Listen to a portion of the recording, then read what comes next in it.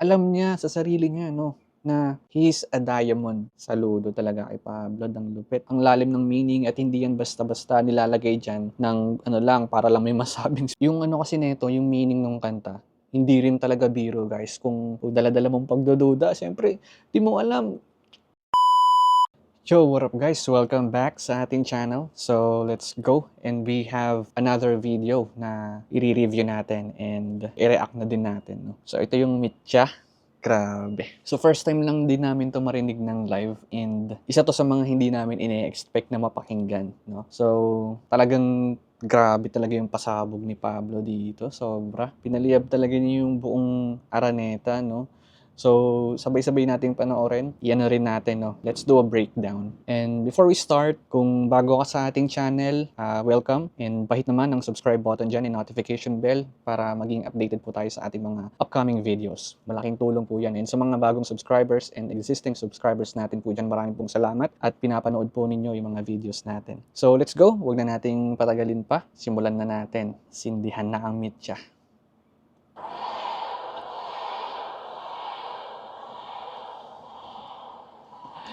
So, bale, no, ang kulit kasi nung nagpakilala sila dito, ginamit nila yung original ano nila, introduction before, no? So, Sejun. Kaya paglabas niya dito, sumisigaw tuloy yung mga fans ng Sejun. Let's go.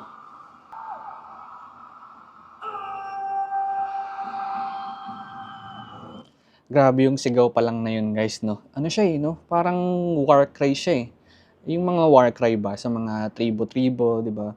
Tapos may mga tunog pa ng marching band or mga instrument. Grabe para siyang ano eh, nag-i-start ng revolution or gera. Parang ganun, yung pagkasigaw ni Pablo dun.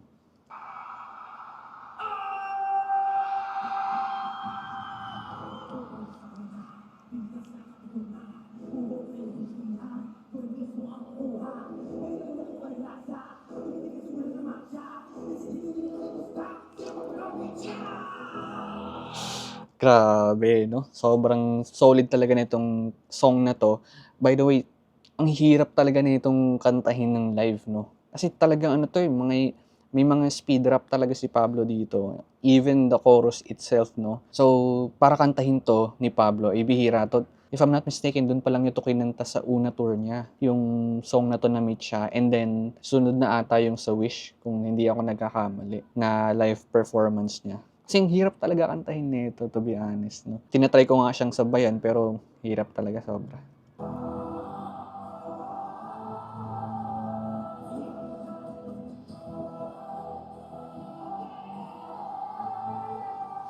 Ooh,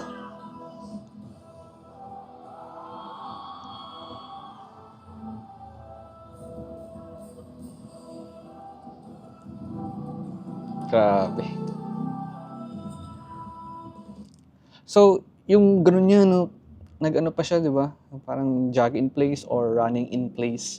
Binilang ko yun mga 20 ano yun, eh, mga 20 times na ano, left and right. So, nakakapagod yun, mga 10 ka pa nga lang nakakahingal na, eh. Pero after nun, binitawan pa niya yung pinaka first part nung song niya 'no, yung ano, yung chorus.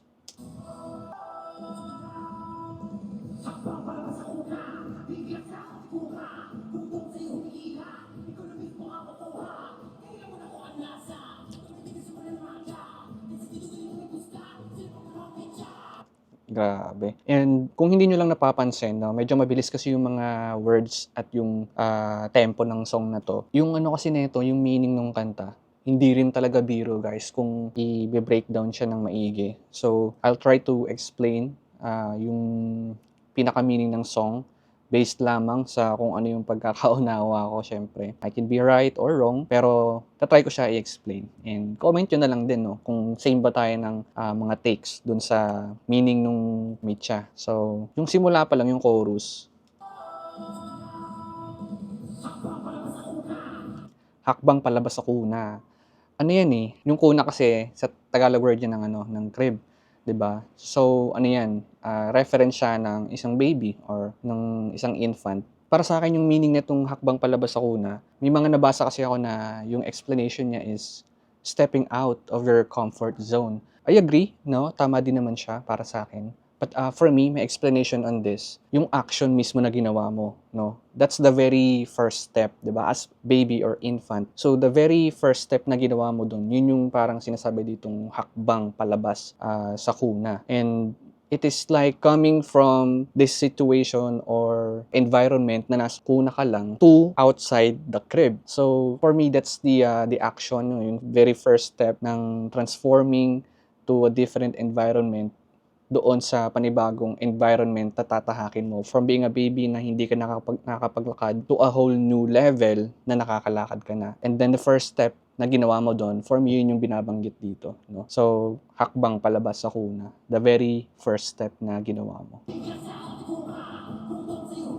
Bigla sa akap ni Kuma, ito yung lyrics na to na marami ding ibig sabihin. No, meron kasi yung Kuma, it is a bear doon sa games na Tekken. And then, pwede rin siyang si Kuma dun sa anime na One Piece, if you are familiar with it. Parang mas malapit dito yung akap ni Kuma doon sa Tekken dahil alam naman natin kapag yung bear ay nag-take down ng prey nila, ay talagang ang hirap ng makawala nun. Grabe.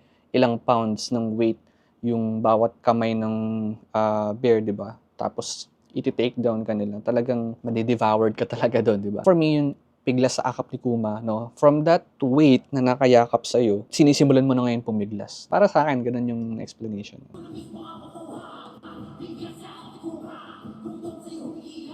Gutom sa'yo humihila. For me, ito yung motivation na. Gutom sa'yo yung humihila. For me, ito yung the motivation behind those action. Kaya pumipiglas ka, the very first step na ginawa mo, and then yun yung gutom sa'yo na humihila, yung motivation, the hunger for something. Ikaw na mismo ang kukuha. Kasi nga, nakatapak ka na, ginawa mo na yung first step mo, pumiglas ka na sa akap ni Kuma, and then yung hunger mo, no, nagbo-boost pa sa'yo, nagbibigay pa sa'yo lalo ng inspiration. Kaya ngayon, ikaw na yung kukuha. Ngayon, alam mo na kung anong lasa, di ba? So, nakuha mo na, natikman mo na.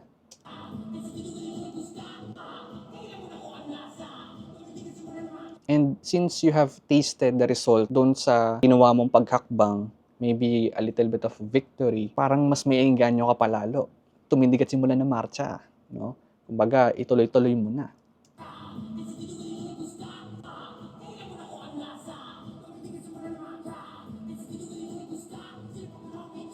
Desidido hininga ipusta.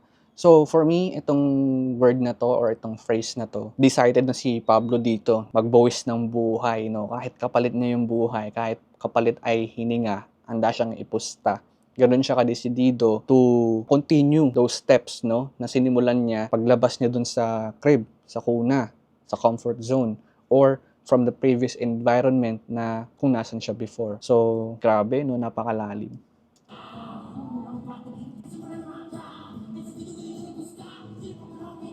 Siliban mo ng mitya, no?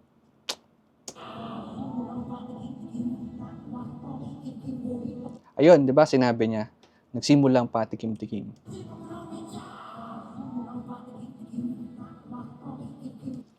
Nagsimulang patikim-tikim, nagawa ko pang ikim-kim.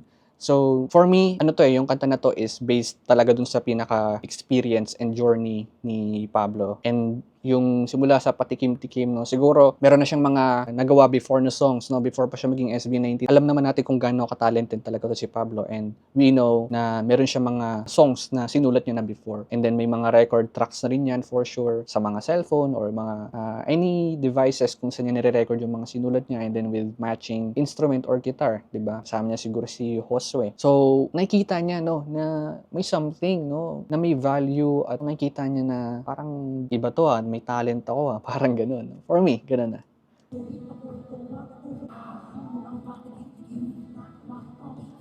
So, nagawa pa niyang ikim-kim, no? Even though alam niya sa sarili niya na he have this talent, writing, sa paggaling niya sumulat ng kanta, and sa singing, talagang sobrang creative niya. Kinimkim niya yun, guys, no?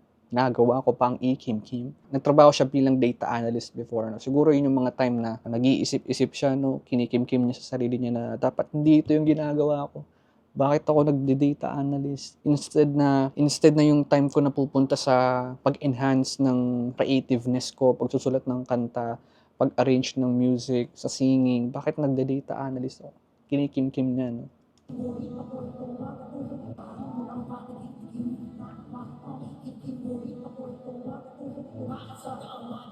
Ngunit pagod na 'tong mag-atubiling, lumakad sa daang madilim.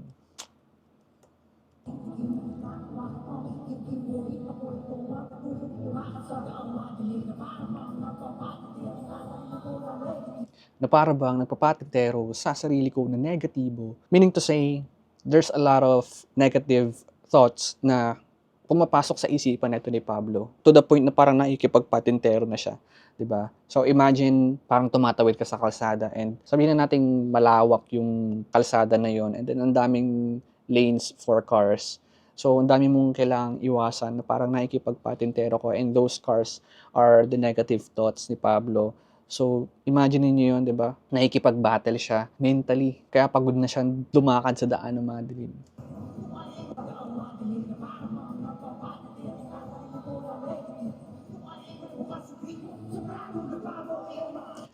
'Di ko kayang iwanan ng bukas na gripo sa baradong lababo. So, for me, ang bigat nito 'no, parang ito na yung turning point niya na hindi niya na kayang tiisin at 'pag iniwanan mo yung gripo sa baradong lababo, aapaw yun 'no. Kumbaga hindi niya na kayang pigilan yung sarili niya kasi aapaw na yun 'no, kapag hinayaan pa niya yung gripo na bukas. Yung damdamin niya sasabog na, aapaw na, 'di ba?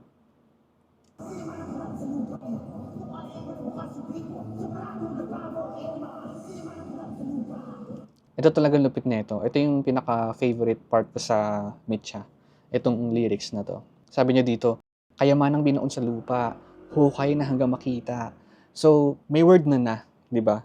So, meaning alam niya sa sarili niya 'no, na he is a diamond na hindi pa nahuhukay. Yung craft niya, yung talent niya is a diamond na hindi pa kumikinang dahil hindi pa nakita yung ano, hindi pa nasisilayan ng liwanag, 'di ba? Yung diamond, walang kinang 'yan kung walang liwanag, 'no? Ilagay niyo 'yan sa yung diamond sa very dark place, wala namang kinang 'yun, 'di ba? So, hindi naman 'yun kikinang, Kaya ngayon, alam niya na diamond siya na wala pang kinang, huhukayin niya na 'yun, 'no?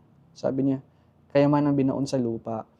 And the story behind this, for me, alam niya na yung mga craft niya is talagang top of the line and isinantabi niya yun before, maybe for ilang years, 'no? Di niya nabigyan ng pansin na ma-enhance pa and ma-practice pa yung kanyang talent. Kaya ngayon sabi niya dito, "Kayamanan binaon sa lupa, huhukayin na hanggang makita." So, yun yung talented self niya, 'no? Galing, sobrang lupit talaga nito.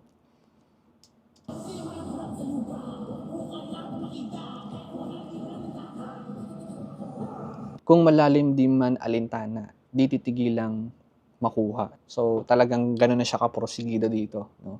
Talagang, kahit gaano pa kahirap, gaano pa katagal ang abutin, gaano pa kalalim para maabot niya yung diamante na yun 'no, eh, hindi niya yun susukuan 'no. Grabe, lupit.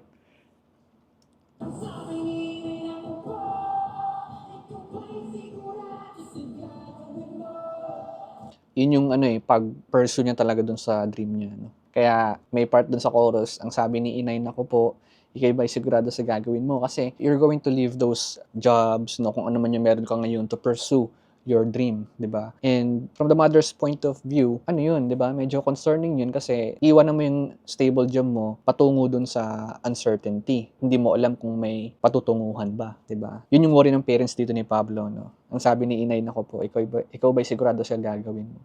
Ang sabi ni Itay,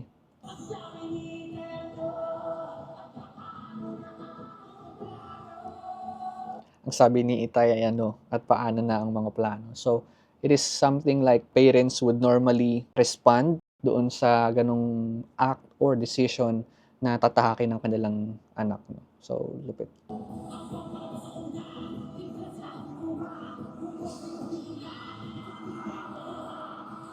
Gustong-gusto ko 'yan, gustong-gusto ko 'tong step ni Pablo rito.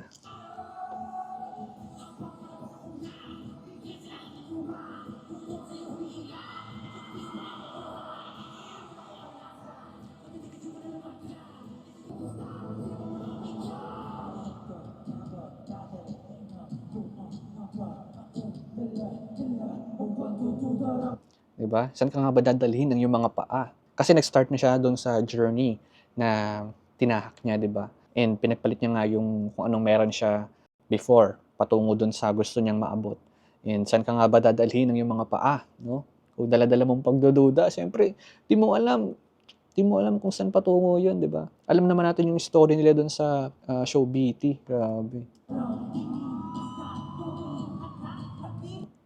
Harap lang tingin basta't gawin at darating din 'di bale ng pagong kaysa matching.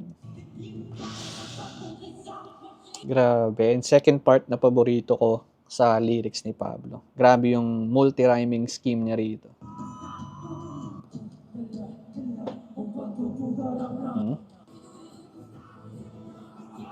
Saan ka nga ba dadalhin ang iyong mga paakong dala-dala mo pagdududarap lang tingin basta't gawin at darating din di bale ng pagong kaysa matching. Grabe.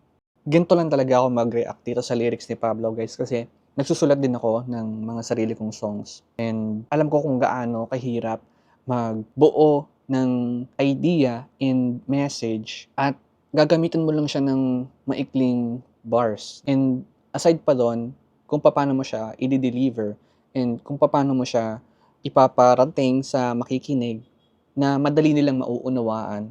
And at the same time, iniisipan mo pa yung syllables and rhyming. Tapos, yung ginawa pa niya dito is multi-rhyming scheme. So,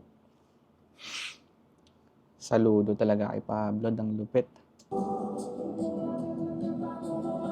Ayan, no? Tsaka itong second part nito.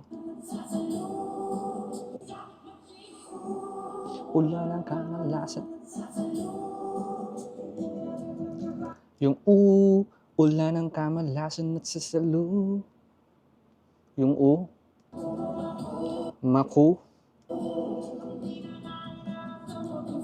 wagang su.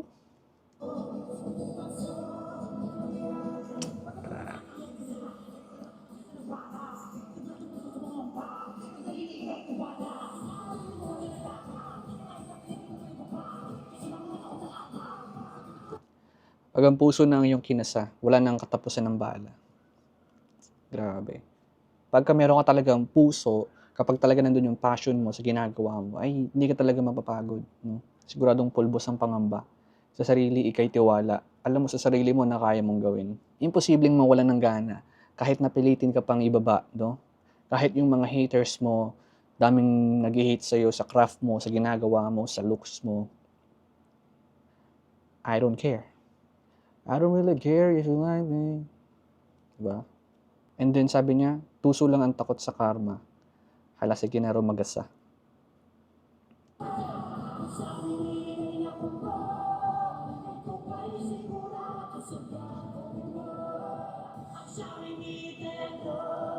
Sa chorus ulit, nandun yung doubt.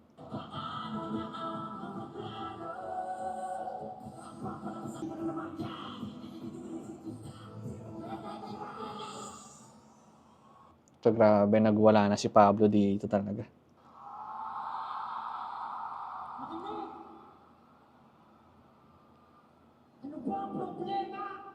Yeah. Ano ba ang problema? Anong problema? Anong pumipigil sa inyo? Gawin lahat ang gusto niyo! Grabe. To all artists right there na may kakayanan din bumuo ng mga craft nila, tapos hindi nila magawa yung bagay na yun, maybe dahil busy or may ibang importanteng bagay or responsibility yung dapat unahin kaysa dun sa craft mo. Grabe. Tatagos talaga to sa'yo, guys. Anong pumipigil sa inyo? Gawin lahat ang gusto niyo!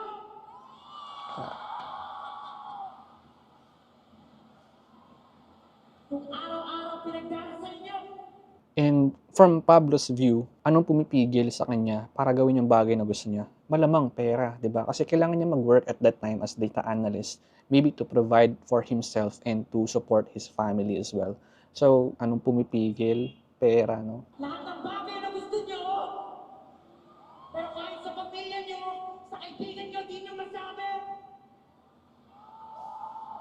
Gabi-gabi! Gabi-gabi iniiyak! Grabe. Every night, no, those craft, yung pagiging creative mo, di mo magawa. At gabi-gabi na iniisip mo, minsan dumarating ka sa point na parang sana ganito na ako. Sana mas marami na akong experience kung tinuloy-tuloy ko yung paggawa dun sa craft ko. No? Anong pumapigil? Takot? Takot ba? Malaking Oras bagay. ba? Oras? Pera naman ang mga pera! Grabe. Ikaw na yan! Hawak mo na yan! Panginitay niyo! Talaga mo na kaluluwa mo sa bodega!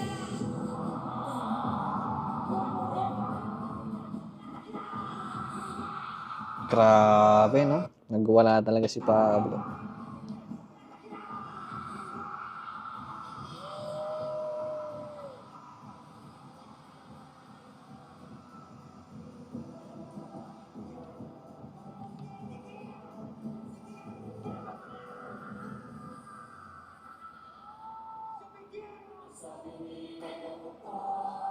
To, grabe yung part na to. To yung dynamics ng song na to from may upbeat, tas biglang slow down, tas biglang, you know, grabe. Biglang palo ng drums. Grabe yung dynamics dito.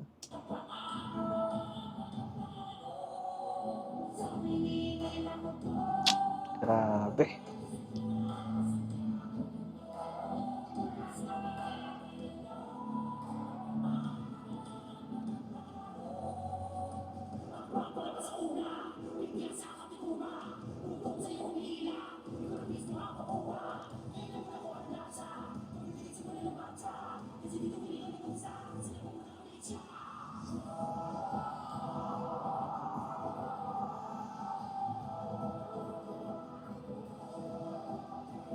Grabe.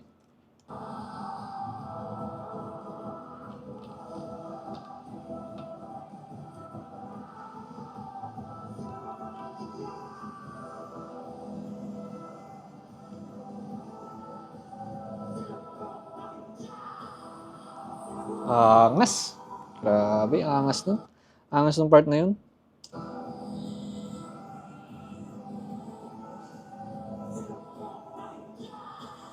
Yeah. Grabe. Talagang nagpa-teaser talaga si Pablo dito ng ano niya no? Ng kung ano yung magiging kalalabasan konti ng solo con niya, no? Pagka nag-solo con siya. Grabe. Nagpatikim.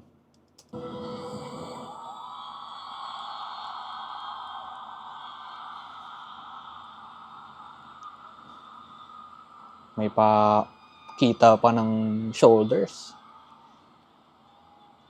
Ito guys, galing na ito. Ganda ng part ng ginawa ni Pablo rito.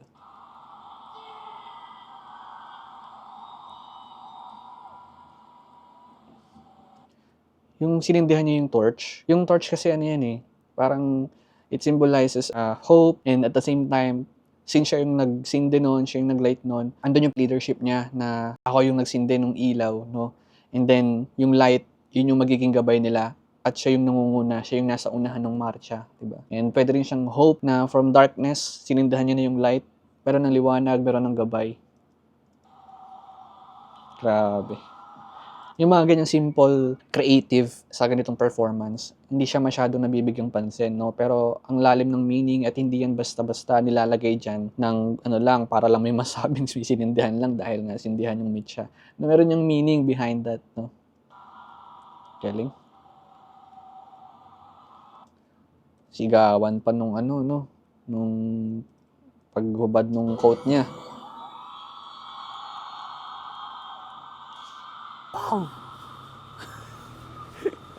Sana all sinisigawan. Pero nasa na rin naman ako masigawan, no? Nung nanay ko. Bakit ngayon ka lang uwi? Oo, mga ganun. Joke lang. So, good boy to, good boy.